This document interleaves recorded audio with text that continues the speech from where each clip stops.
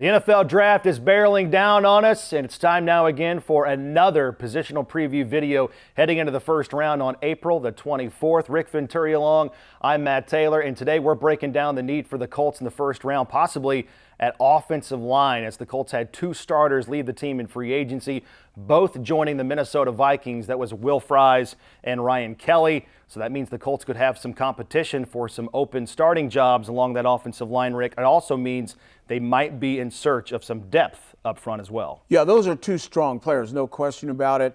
On the good side of it, basically re-signing Smith again at right tackle is really a good thing, because when he has it together, he's a very solid right side player. In Gonzalez and in Bortolini, we had two kids that were drafted last year who, to me, basically exceeded expectations, and when they were asked to play, they did pretty well. But this is a great year for offensive line, both right at the top, at the elite, and then even in the middle. There's all the way down the line, there's good offensive linemen. You're going to come up with one. Now, if you say to yourself, I want my starting right guard, okay, I think then the 14th pick is in play. Yeah, we'll see what happens there. Let's talk about both the outside guys at tackles and the interior guys as well. But we begin with those tackles, and your best tackle in this draft is Armand Membo out of Missouri in the SEC. Second-team all-conference player last year, was on Bruce Feldman's freak list heading into last season for his impressive weightlifting numbers. He has just 18% body fat. This guy is an athlete that plays offensive line. This is an absolute freak. I'm just telling you, if Miss Sherry came in the stadium, she could pick Membo out, okay? He is a tremendous player, okay? I love the film. He's a road grading right tackle, but he pass sets. He can pass off stunts. He ran a 4.91, 36 vertical, and 33 bench press. I mean, when you say freak, this is really a freak. I mean, to me, he is clearly the number one offensive lineman. He's plug and play, and he's versatile enough that if you drafted him 14th, he can be that right guard. All the three tackles that we're going to talk about all can move into play guard. I have no doubt about that. But Membo is one of the freaks in this draft, and I question that he'd be there at 14. All right, we'll see what happens there. Other options, according to Rick Venturi, your number 2 tackle, Will Campbell out of LSU. 3-year starter, earning the nod as a true freshman, and again, 3 times named All-SEC. Yeah, to say he's battle-tested is an understatement by a long range. He is a terrific left tackle, very athletic out there, very cagey guy, a tremendous technician on the edge. The biggest criticism on him, and I don't give it too much credibility, is he does have short arms. He's got 32-inch arms, but he's a sub-5 flat guy, again, just like Membo in the 40. So you're talking about a terrific athlete.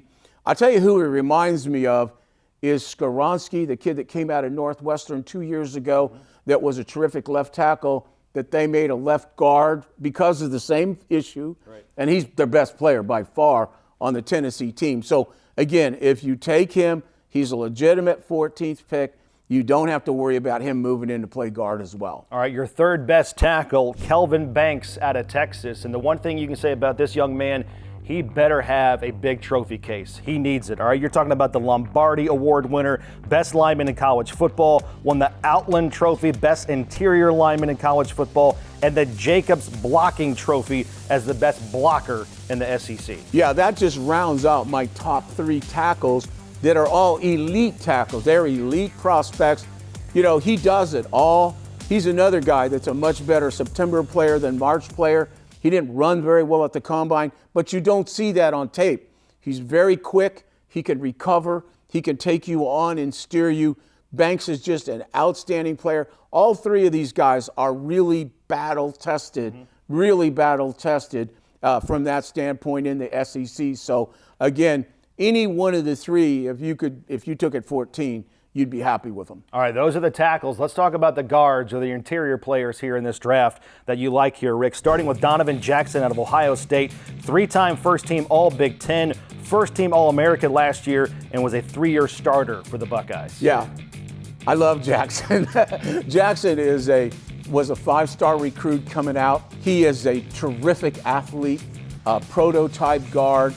longtime starter in that program. When Simmons, their top tackle at left tackle, got hurt, they kicked him out there. He struggled initially against Carter, but then put it together in their stretch drive for the championship. He's a guy that can front you up in the box. He can run the stretch plays with athleticism. He can get out and pull. He has it all. To me, he has very few flaws, if any. Jackson is definitely my number one guy.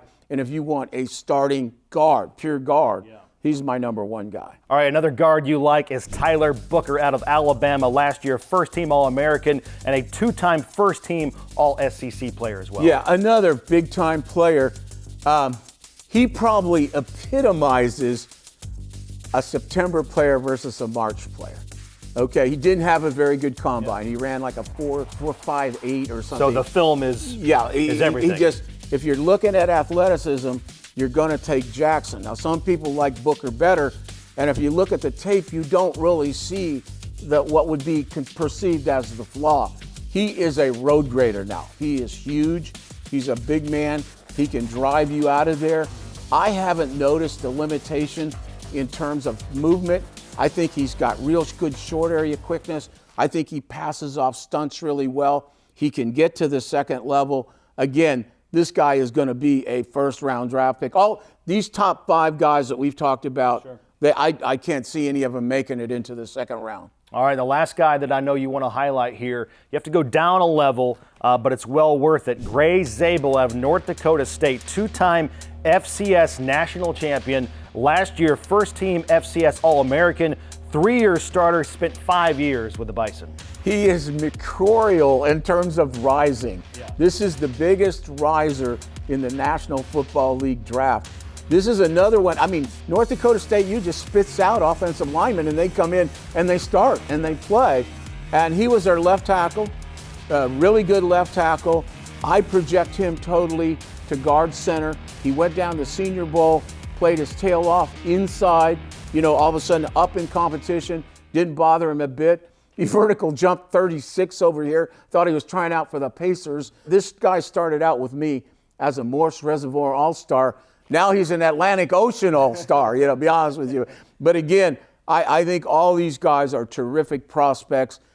Because of where he came, he may fall into the second round, but he won't be very long in that second round. No question about it. All right, to wrap up here, Rick, talking about offensive line. We've talked about tackles and guards. Big picture on the Colts, losing some guys in free agency. Last year, the war of attrition along that offensive line always hits the team. They had to start 7 different offensive line combinations last season, did the Colts. So how important is it for this team to address this position? Oh, I think it's going to be really important. I mean, tight end notwithstanding, I think where you're looking at the highest amount of quality at 14 is either offensive line or defensive line. And probably it's offensive line.